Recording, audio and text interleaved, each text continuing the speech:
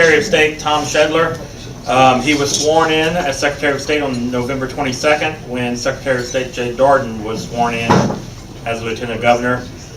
He was the first Assistant Secretary of State in December of 2007 under Darden. He was first elected to the Louisiana Senate in 1996 and served 3 terms representing Senate District 11, which covers St. Tammany Parish and Tangipahoa parishes. He has served as City Council member of Slidell, and he has served as a president of the Rotary Club of Slidell and a Paul Harris Fellow. He was born and raised in New Orleans, went to school at University of Louisiana Lafayette. I think it was University of Southwest. I don't know what it was called back then. And at the Institute. Yeah. So without further ado, Secretary of State Tom Schedler. Thank you very much. It's a distinct honor and pleasure to be here, and y'all made it very easy for me today by combining Kiwanis and Rotary. I have been on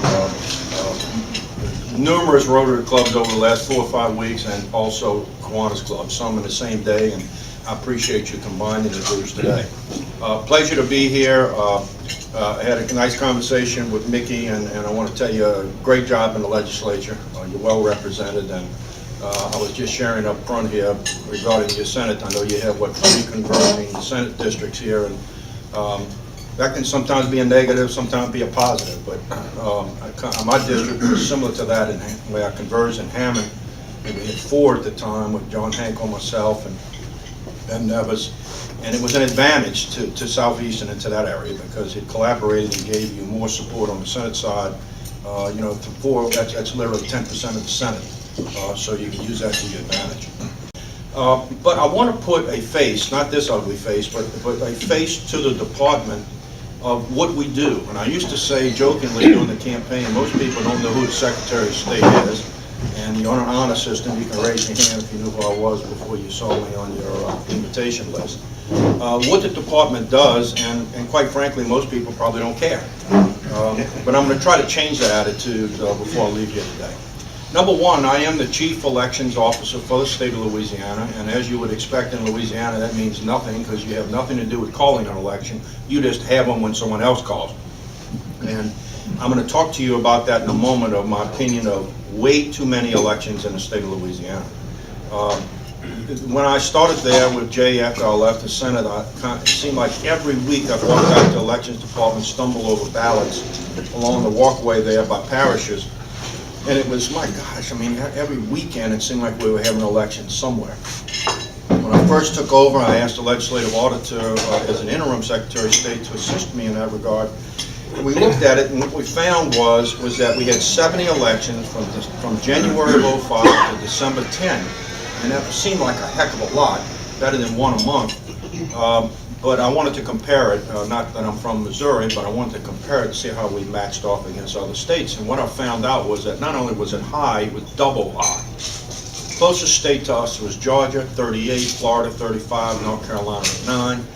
I hope you would agree that if a progressive state like North Carolina can get away with 9 elections in that same period, it took Louisiana 70, there's something drastically wrong. I know one thing, it cost us a heck of a lot of money that it didn't cost North Carolina, and I think it creates a voter apathy in far as voter turnout. It's not the only reason, but I think it attributes to that. I want to look very closely, and I'm going to be meeting with the LMA, with Tom Ed, and Roland Dartez with police jury, school boards, and sheriff's association, actually this coming Monday. And we've had some discussions about what can we do to try to minimize or consolidate elections that doesn't hurt anybody. I come out of local government, I understand the plight, but we've got way too many, quote, emergency elections that aren't really emergency elections, way too many propositions on the ballot. I mean, we're going to have so many propositions on the ballot in the November election. Quite frankly, we are concerned in some jurisdictions and precincts of having more than we can handle and have to go to an ancillary ballot, which is a very complicated process, not only the voter, but commissioners of elections. I've often heard, what do you worry about? It's not state tax dollars. Well, you know what? I don't know about you, but a tax dollar is a tax dollar. I don't care if it's local, state, or federal. When I pay it, I don't really sit there and analyze who's getting what. I think we all got to think a little bit smarter in this budgetary problems that all of us are having across the state and across the country. The first state in the country to have, and this is an old antiquated BlackBerry, but if you have a smartphone, first state in the country that now offers you the ability, if you go to Go Vote, G-E-A-U-X, vote.com on my webpage, put in your name, it'll give you exactly how you register the vote. It'll press another button, give you a GPS map straight to your precinct, and that's important with reapportionment that occurred last year. And it'll also give you your individual ballot down to the Mosquito District if you're voting on that on your side of the street and you do not have it on yours. So very important, first state to do it, we're very proud of that. You were the third state to offer online voter registration. We are one of only 2 states that have what I call a top-down voting system.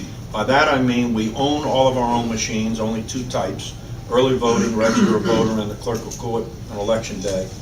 And we maintain those machines with our own trained technicians that travel from warehouse to warehouse, preparing them for elections.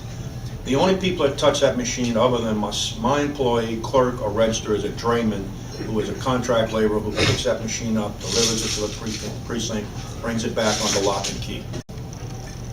So we're very proud of our system. You will read occasionally, we just had a report that came out from what I would consider a little bit of a liberal tint because they are totally a paper ballot philosophy.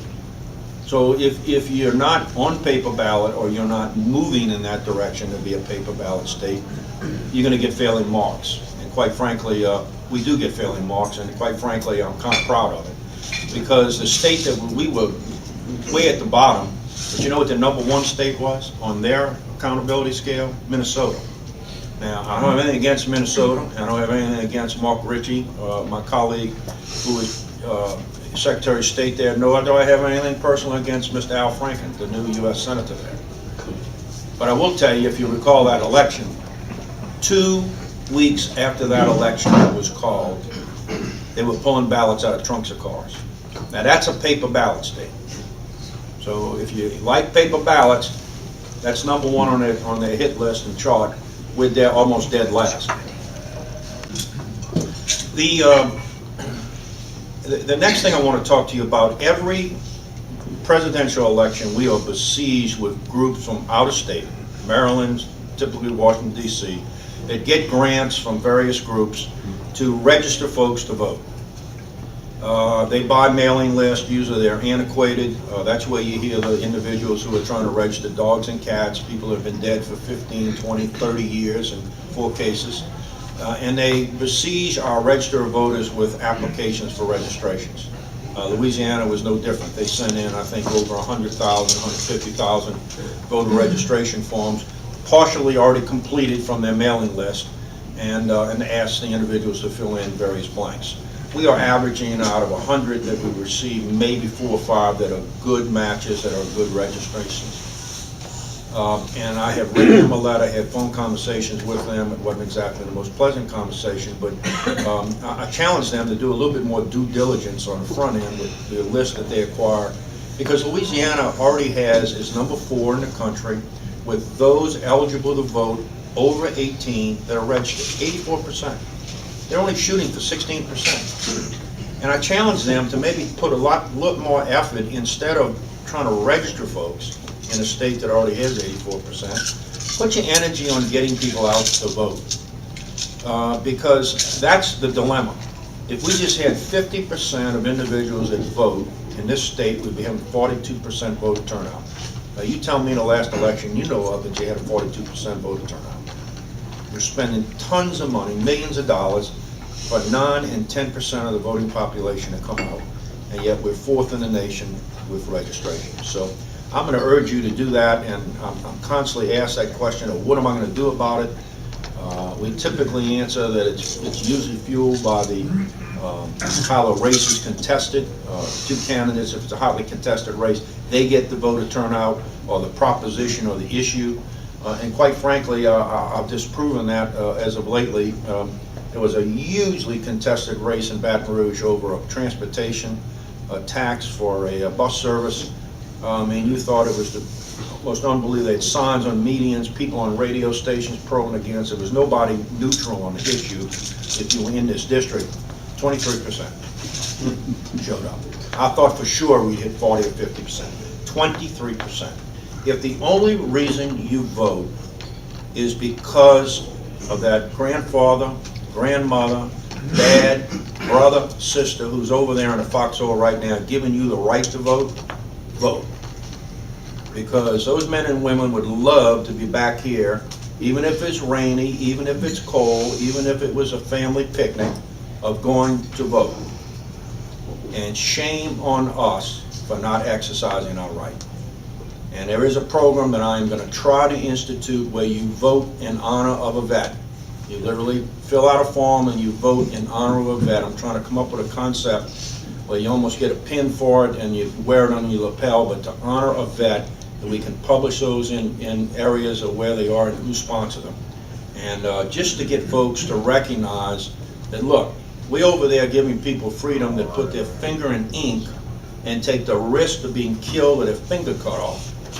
And yet, we 10 or 15% of our voting population is showing up to vote. I mean, that's an embarrassment. It's an embarrassment to the rest of the world, and I think we need to improve it.